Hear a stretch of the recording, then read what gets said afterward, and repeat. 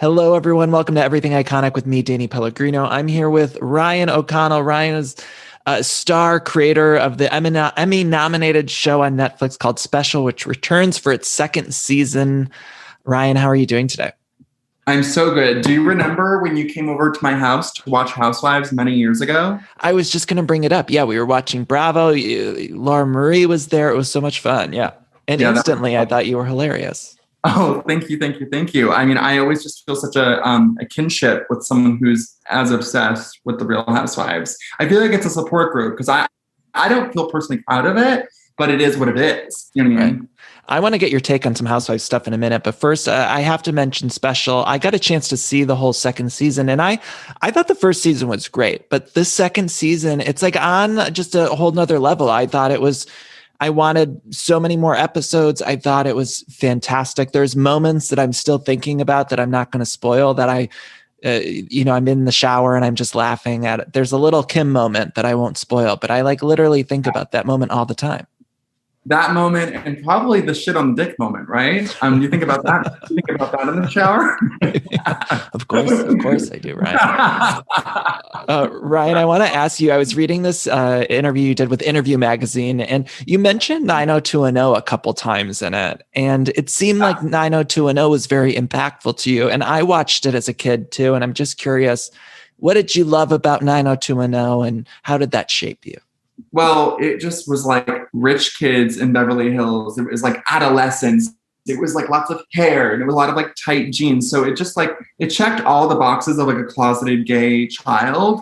And I worked on the reboot for, wait for it, 6 whole weeks before I had to quit to do press full time for Special. And I got to meet the whole cast. Like the first few weeks of the writer's room was just like everyone coming in and sharing their stories. And it was like my heroine. It was so iconic. That reboot should have. I wanted the reboot to go on for longer. I felt like it needed another season because they sort of found their footing by the end. I thought it was good. Yeah, I never saw it, but yeah. Were you more of a Brandon Walsh or a Dylan McKay fan, like, or either? Definitely Brandon Walsh for sure. I mean, like, first of all, his dick looked huge in those jeans. Huge. Like it was like Anaconda vibes. You know what I mean? Right. So I think that's really what I was responding to. Dylan was cool, but he definitely seemed like it was like never been kissed vibes, like Josie Grossi Undercover as a teen. Like it was like he and Andrea Zuckerman like snuck in. They actually worked at like the Los Angeles Times and were doing an expose. So that felt kind of strange to me. But I mean, they're both babes, you know? Right. You also mentioned in that same interview, you talk about coming out of the closet as a teen and then coming out of the closet again with cerebral palsy at 28.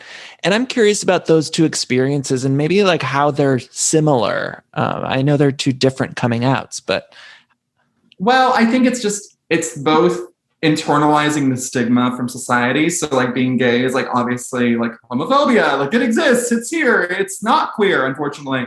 And then with cerebral palsy, I feel like actually there's even a bigger stigma because, you know, in terms of pop culture, there's been a lot of queer representation. So like, you know, Bibbidi Bobbidi Boo in Ohio can like be like, oh, like a gay person, I get it now. Whereas like with disability, there really isn't any point of reference. And this is when I say representation matters because it introduces people to a kind of person to everyone in America and it normalizes their experience. And I think in terms of disability representation, we have such a long, embarrassing way to go. So ironically, coming out of the disabled closet was harder than coming out as gay because it just, again, it feels like the conversations around disability have not been nearly as deep as the conversations around queerness.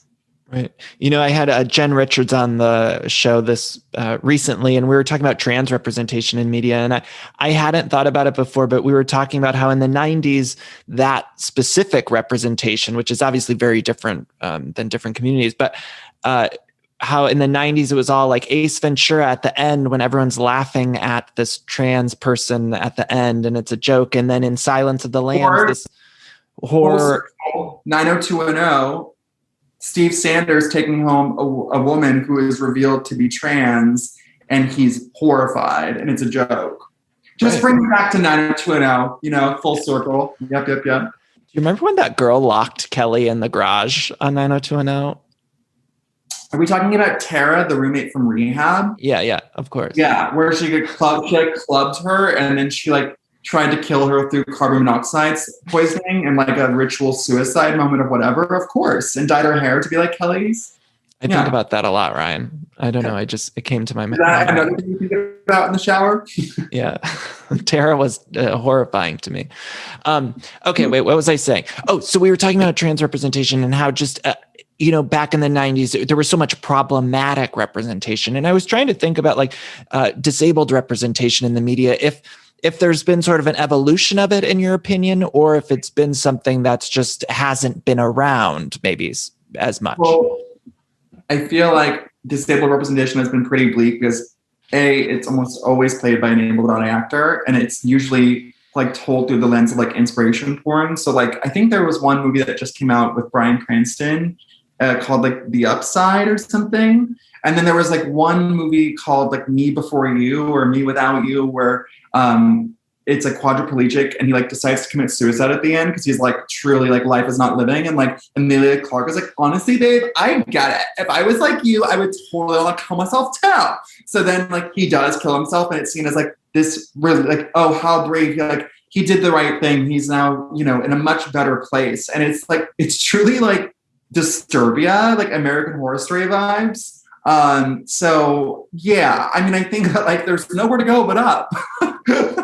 You know what I mean? And like just the fact that we're talking about it here on this podcast and whatever, discussions are starting around disability and people are recognizing just how ableist this world is. But I feel like when we compare it to conversations around race and gender and sexual identity, it sort of feels like it has some catching up to do, Right. Talk to people about season 2 of Special. What can people expect? Well, I already spoiled shit on the dick, so God, I really buried the lead there. Fuck!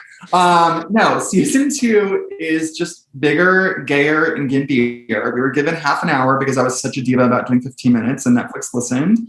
But because we have a half an hour now, we can really dive deeper into the character of Kim, who I'm obsessed with. She plays my best friend. It's played by this amazing actress, Poonam Patel. And in season 1, she's very much just like Ryan's emotional cheerleader, like there to be like, yeah, boy, you can do it, blah, blah, blah.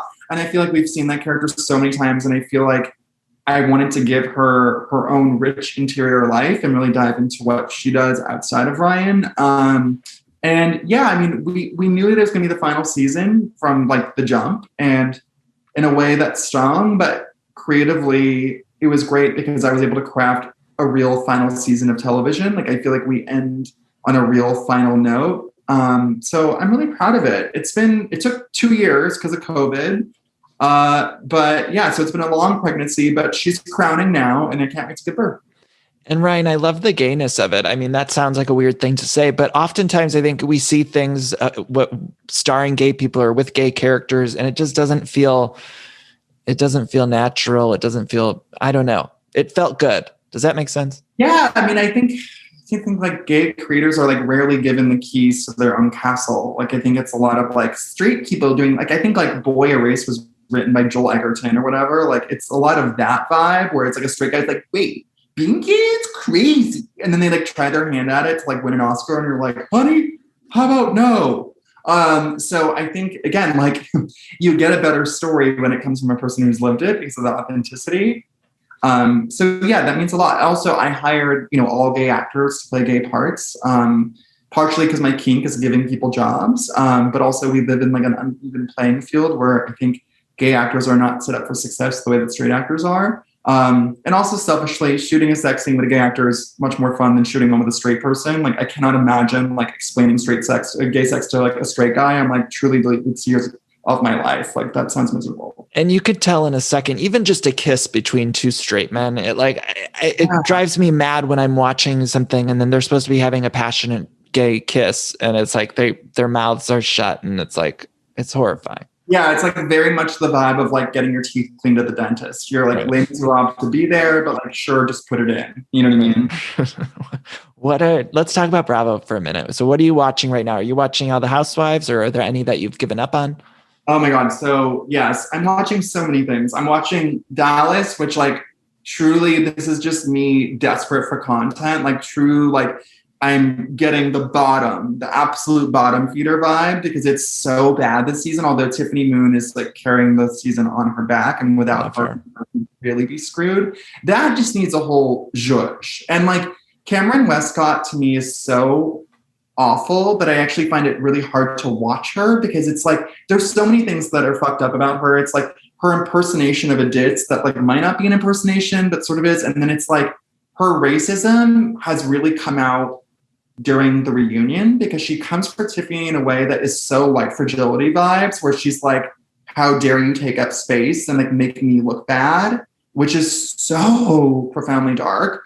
Then, speaking of dark, I'm engaging with Roni because Roni is literally the top tier and like we all bow down. I will say I'm loving Ebony. It feels like with Roni, there's a split between old guard and new guard, and Leah and Ebony represent the future. And like Ramona and Luann and Sonia are just full on Golden Girls, Grey Gardens, and we like celebrate all of them, but it is funny. It's like you kind of think you're like, they're hanging out with people that are like literally 30 years younger than them. Like it's kind of crazy. But the thing that works about Roni is that they just have genuine chemistry. So it's like almost like a sitcom. There's like Jen Laws that are not always at their expense. Like they're just funny people. I know I could watch the Roni women do anything. Like I'm fine with not a ton of drama on that franchise. Like the other ones, I need something going on, a storyline. But Roni, it's like, it's fine just watching you guys try to like heat your pool. It's just amazing content. I'm really into Summer House, which I think is giving us what Vanderpump Rules stopped.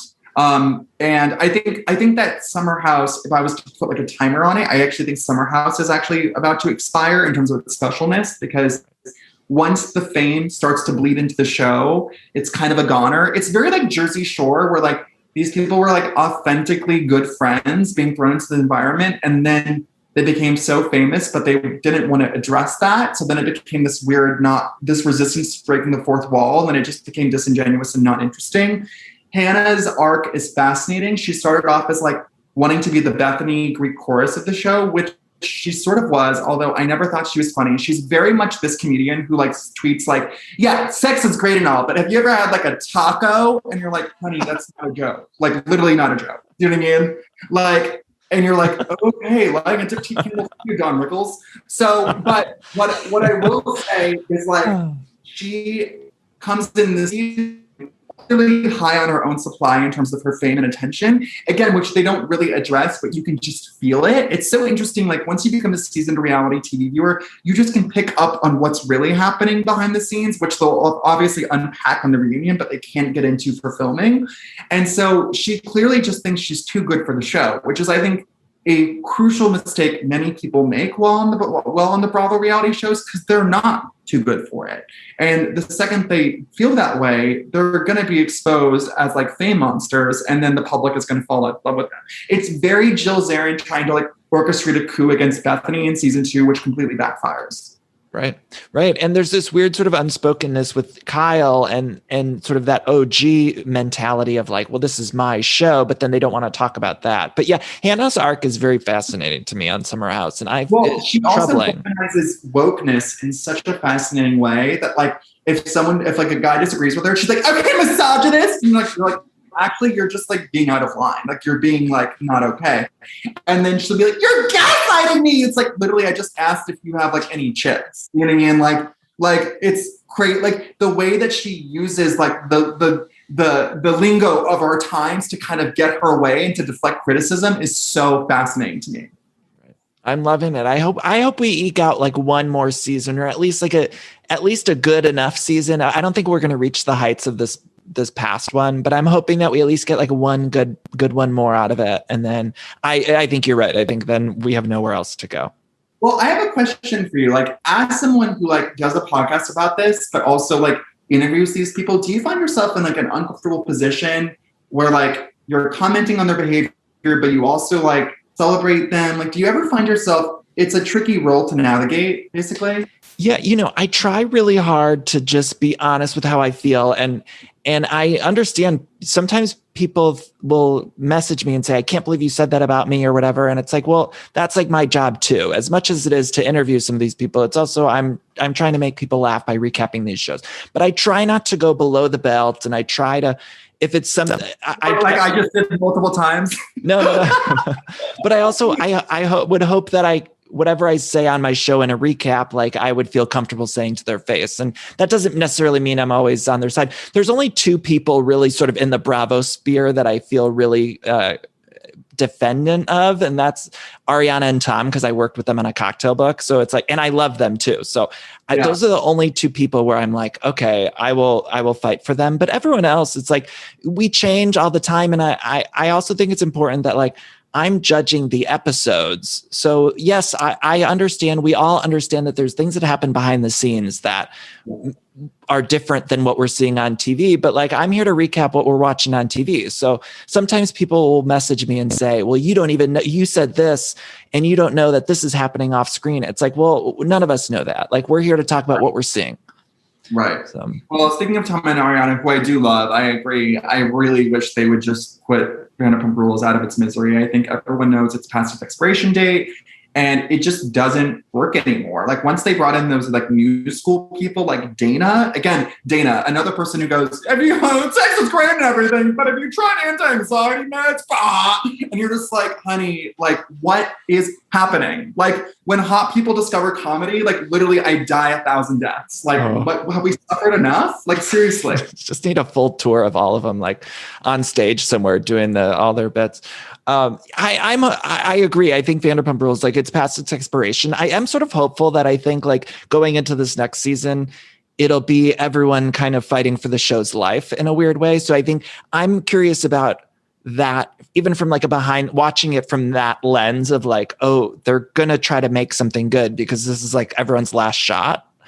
Yes, that's true. And someone's got to pay for those horrible looking houses in the valley that they all want. I love Ariana and Tom's house. But honey, like from like one gay to another, a modern farmhouse, are you not dying? Like like that's not okay. Like, did you see Jackson Brittany? They did a house tour on some website. It was like open house, or there was some website they did a house tour recently, and the couch had, and I'm a pillow lover, but their couch had literally 1,000 pillows on it. And then they had like their last name on stuff all throughout the house. So like in the kitchen, in the bedroom, everywhere it just said Couchy, Couchy, Couchy, like the Jax's real name.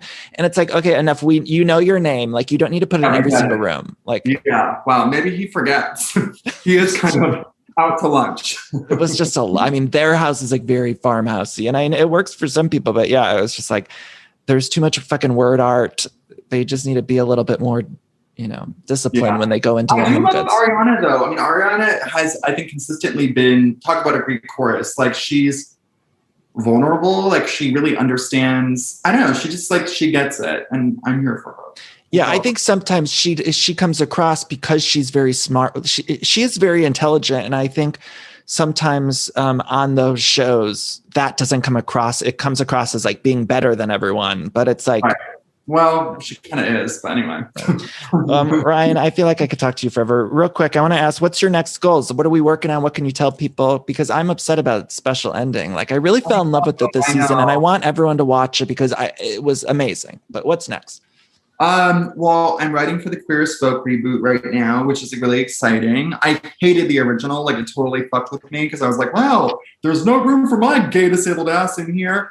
And I really feel like the reboot, there's so many reboots that exist that you're like, honey, did we really need this? ... I'm looking at you, Punky Brewster. But I really feel like Queer as Folk has a reason to be updated, and I feel like we can make it a lot more inclusive. And there's just, it seems, I don't know, it's going to be, I really am excited about it. Wait, can I ask you about the Queer as Folk reboot? Is it's not are there any characters from the original in this one, or is it completely new people? No, it's new. It's new people. Okay.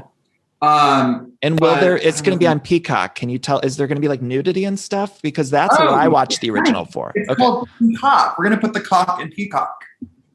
Okay, yeah. I needed that because there was a time when it was announced for Bravo, and I thought like, we can't have it on Bravo network. It needs to be on some other network. Yeah, it was a journey to get made. I mean, most gay things are, spoiler alert, but I'm really happy. It seems like it landed in the right place, and the creator, Stephen Dunn, is just really, really talented and incredible. So I think it's going to be good. And then I wrote a novel called Just by Looking at Him, which is going to come out next year. And I'm working on the film adaptation of that with Greg Berlanti producing. So there's shit, you know. She's busy. She's a Virgo. She doesn't fuck around, honey. Like, I'm here getting that paper. You know what I mean? I know you got to get back to work. So there's just two quick things I need to wrap up that I ask all of my guests. Your favorite Mariah Carey song, and who would you choose for People Magazine's Sexiest Man Alive? Oh my God, that's so interesting. Okay. For Mariah Carey, I think it would be a cross between Dream Lover and Honey. Dream Lover is like randomly, it just like still slaps. For like a very like Amy Grant-esque vibe in the early 90s, like it still just has it. And then Honey is obviously like a real symbol of like her rebirth and going in a different direction post Tommy Mottola. So I celebrate that. And then Sexiest Man Alive, I mean, Chris Maloney. And it would not even be a picture of his face. It would just be his ass. You know what I mean? Because that's all you really need. I love him.